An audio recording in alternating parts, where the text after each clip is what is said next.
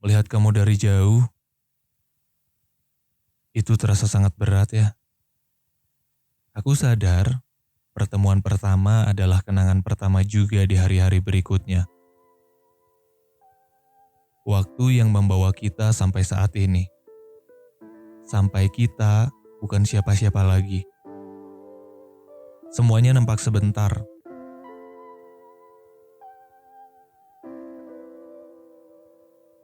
Dari perjalanan panjang yang udah kita jalanin bersama. Chattingan yang dulu bikin kita senyum-senyum sendiri, kini nampak asing dan hamba rasanya. Hari baru akan aku mulai. Tanpa kamu.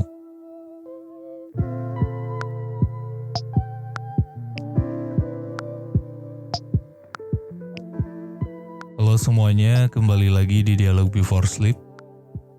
Kita akan bahas move on untuk episode kali ini. Mungkin di sini teman-teman ada cerita atau pengalaman yang beririsan dengan move on. Entah move on dari pasangan atau apapun yang kita cintai di luar diri kita. Gak harus pacar, entah itu sahabat, gebetan atau emang orang spesial buat kalian. Dan bisa berupa apa aja ya kan? Barang kesayangan kita, hewan peliharaan kita, atau lagu, atau film, atau tahun bahkan. Karena belakangan ini banyak meme yang berhamburan di Twitter. Banyak yang gak bisa move on sama tahun 2019. Dan lucu-lucu banget meme-nya.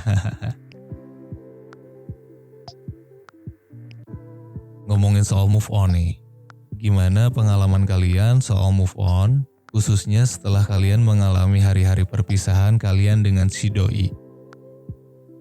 Ya pasti susah lah ya. Seakan dunia itu hilang sebelah gitu. Atau mungkin malah ada yang seneng. Ya Tuhan, akhirnya lepas dari kekangan ini, keposesifan ini, dan hubungan toksik ini. Yang putus tapi malah seneng gitu. Karena selama ini gak ada kesempatan buat lo yang mau udahan, dan lo pendem karena gak enak aja bilangnya. Padahal, masalah itu udah numpuk, udah gak ada kecocokan satu sama lain. Tapi gak ada pemantiknya aja. Jadi lo pendem aja itu sendirian, dan tanpa dia tahu yang sebenarnya terjadi sama diri lo. Karena misalnya lo udah mati-matian ingin menyelamatkan hubungan lo, ngasih kesempatan orang untuk berubah juga udah, tapi tetap aja kayak gitu. Dan lo merasa hanya lo doang yang berjuang, hingga pada suatu hari, perpisahan adalah solusi terbaik bagi lo berdua. Atau mungkin sampai hari ini juga ada yang belum bisa move on. Karena masih terlalu dini aja untuk membuka kembali pintu hatinya untuk orang baru. Dan mungkin di sini juga ada yang cepat banget move on-nya. Karena semua orang kan beda-beda dalam menghadapi suatu hal ya. Kalian berada di antara orang-orang yang belum bisa move on. Kalau iya, jangan lama-lama dalam fase sedihnya. Semangat terus menjalani hidup ini, waktulah yang akan membuat lukamu sembuh. Dan untuk yang bisa cepat mengalami fase membuka hari-hari baru, semoga itu bukan hanya kiasan dalam keadaan atau sekedar melepas pelampiasan. Gimana kalau kita ada di hari-hari itu? Hari di mana takdir tidak menyatukanmu lagi dengan seseorang yang selama ini ada di dalam kehidupanmu. Momen pasca perpisahan dengan orang itu. Dan bagaimana kita menghadapi hari itu sampai setidaknya mood lu kembali enakan lagi lah. Nah, kalian biasanya ngapain sih kalau ada di fase ini? Kalau gue sih hal yang paling sederhana ya mungkin cerita ke tempat cerita yang gue percaya. Karena saat seseorang tertimpa masalah yang besar, hingga akhirnya menjadi stres, bingung, dan lain sebagainya, kadang orang itu jadi gak tahu harus ngapain kan. Jadi memang ada kebutuhan urgent untuk setidak-tidaknya menyatukan diri seseorang itu lagi dari dorongan di luar diri itu. Agar seenggaknya orang itu bisa memaknai eksistensi dirinya lagi lah.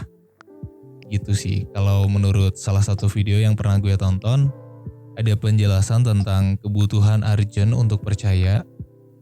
Dan udah itu dulu aja sih hal yang gue lakuin kalau ada di fase itu. Nah, yang beririsan dengan pasca perpisahan, jadi gue pernah baca buku Rupi Kaur.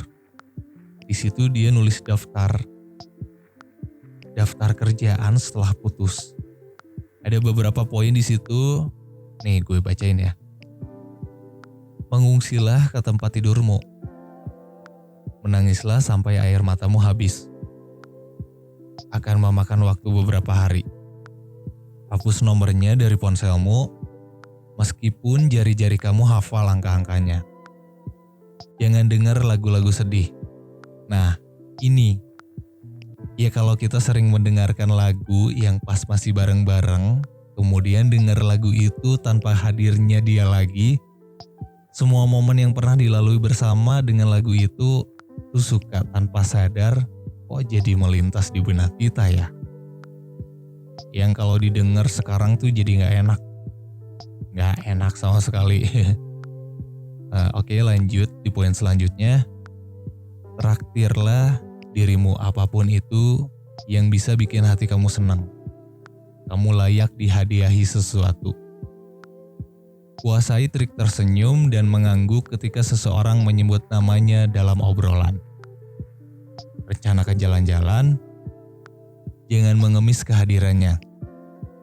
Biarkan dirimu merasa konyol karena sempat percaya kau bisa membangun sisa hidup di atas tubuh orang lain.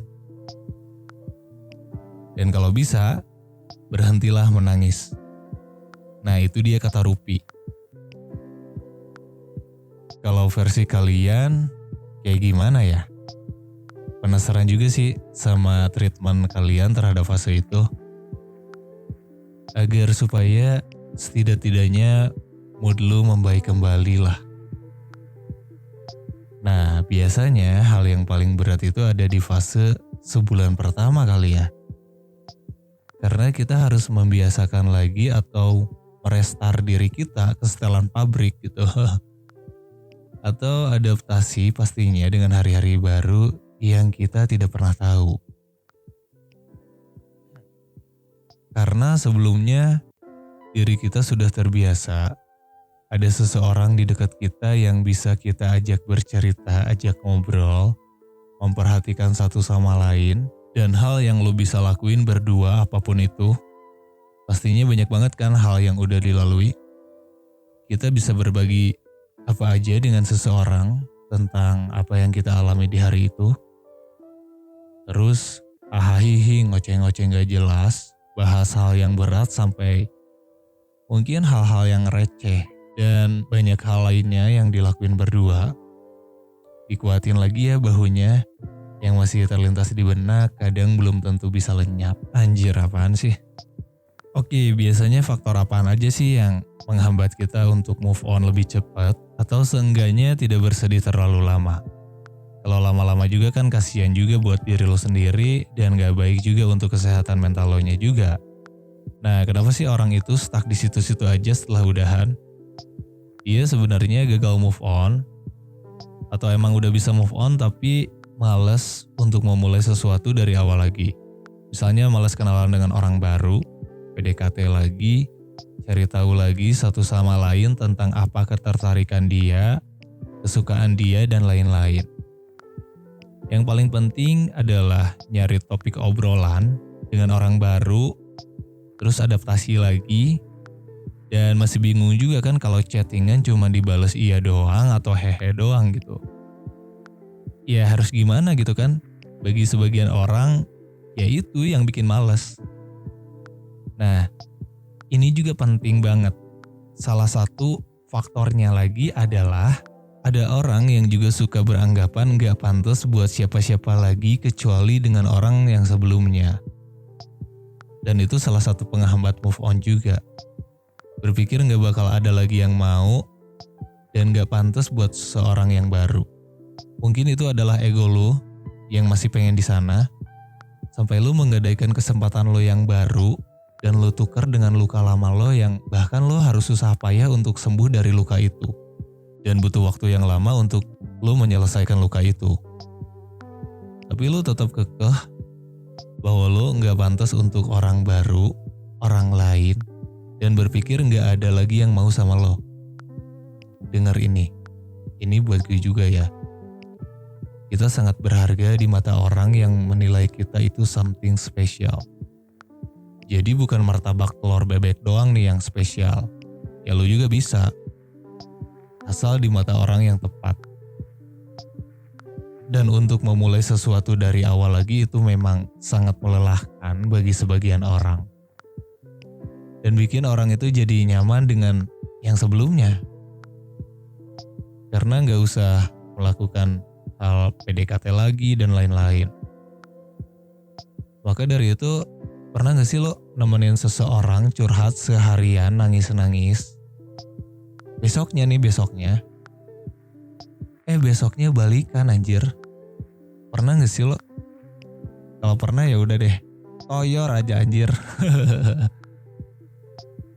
Kadang yang bikin berat itu juga ada di fase-fase 1 bulan setelah semuanya kembali ke kehidupan sendiri-sendiri. Dan kadang kalau kita lagi singgah atau datengin tempat yang dulu kita biasanya sama doi, itu tuh jatuhnya malah kayak napak tilas anjir ya. Atau enggak nyium parfum deh. Parfum orang lain, orang random yang wangi parfumnya persis sama si doi dulu. Itu tuh suka langsung dibawa flashback gitu. Kayak tiba-tiba sat gitu ya. Patah hati memang tidak bisa dipungkiri karena itu manusiawi. Namun, patah hati nangis-nangis boleh lah. Tapi, ya 2 hari aja ya. Setelah itu udah deh, kehidupan ini harus berlangsung lagi. Dan menghentikan lo dari hal-hal kayak gitu, kan bisa terjadi kalau kamunya mau. Cuma kadang-kadang kita kan suka berlarut-larut.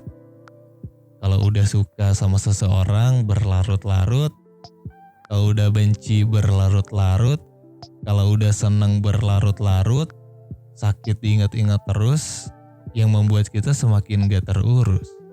Lupa bahwa diri kita sendiri juga butuh perhatian. Ya oke, bolehlah kita sesekali terluka, ya emang manusiawi. Ya kalau bisa sih kasih durasi waktu aja, coba kontemplasi, coba ngobrol sama diri sendiri.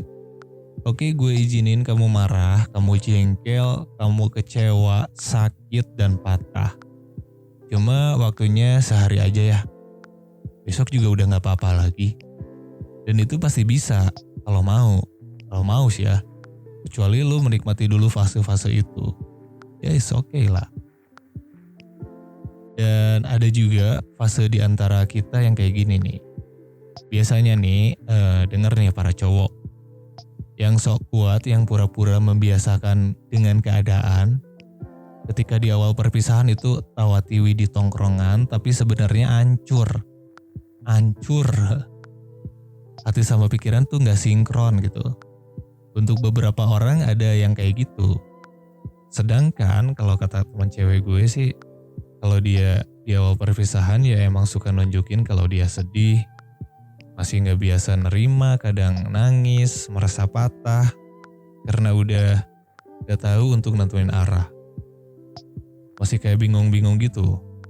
Nah tapi setelah melewati fase 3 bulan atau 4 bulan misalnya, mulai kembali tuh kebiasaannya, keceriaannya, terus moodnya juga jadi balik lagi. Jadi lebih menyenangkan mungkin dari sebelumnya. Nah sedangkan si cowok biasanya malah jadi melankolis ketika ada di fase 3 bulan atau 4 bulan after lo udahan. Mulai mengenang memoir yang samar. Mulai ada, kangen juga ya. Berpikir bahwa tindakannya salah atau enggak ya waktu itu. Mulai ngerasa lagi kayaknya masih pantas nih gue dengan dia gitu. mulai menguak juga luka lamanya dan seterusnya dan seterusnya. Biasanya sih kayak gitu ya. Kalau dari sepengamatan gue ke teman-teman gue.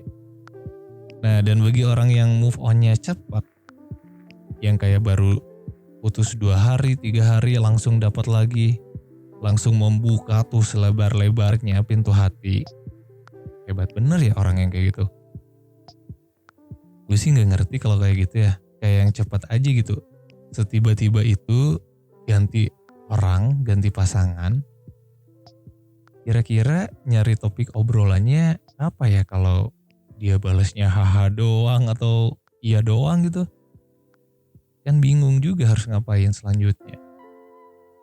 Makanya hebat bener untuk orang yang misal dalam seminggu udah bisa punya pasangan baru lagi. Tapi bisa juga kan emang orang itu komunikasinya bagus. Ya udahlah, kita lihat sisi positifnya aja. Dari 2 perbedaan di atas, itulah pentingnya kendali bagi diri kita sendiri. Teman-teman tahu gak sih kalau kita adalah kehendak untuk diri kita sendiri. Kitalah yang akan mengizinkan kita akan sakit hati, kecewa, dan lain-lain. Kamu adalah anggapanmu terhadap suatu hal. Kalau berpikir buruk terus, takutnya itu malah jadi afirmasi dan diaminkan oleh diri kamu sebagai refleksi dari runtutan yang sudah terjadi. Kekuatan pikiran adalah sangat besar andilnya bagi kehidupan kita. Kalau kita berpikir positif terus dan sering berdialog dengan diri kita sendiri yang baik-baik, itu bagus juga untuk bisa nambah kepercayaan diri lo. Dan apapun itu soal move on, ini bukan balapan ya, jadi nggak harus cepat-cepatan juga. Kalau ada yang bisa cepat ya nggak apa-apa. Mungkin bagi orang itu merasa lebih baik. Dan yang masih dalam proses is okay. Sebelum doi itu hadir di hidup lo juga kan bisa baik-baik aja kan. Tuhan tidak pernah salah untuk memilih takdir. Mungkin suatu hari nanti yang lo harapkan itu bakal benar-benar hadir setelah hari-hari kelabu itu. Itu dia perihal move on. Setiap orang beda-beda cara menghadapi suatu hal. Pilih aja yang bagi kamu itu terbaik untuk kamu jalanin. Yang paling penting jangan sampai nyiksa diri sendiri. Belajar mengikhlaskan aja mulai hari ini. Ya tahu kok itu berat. Gak segampang kalau kita ngomong. Tapi suatu saat lo akan menuai hasil dari apa yang lo ikhlaskan itu. Oke, jaga terus kesehatan lo. Segini dulu obrolannya untuk hari ini dan sampai jumpa di dialog sebelum tidur selanjutnya. Support terus channel ini buat teman-teman dan semoga hari berikutnya berkata baik. Sampai jumpa.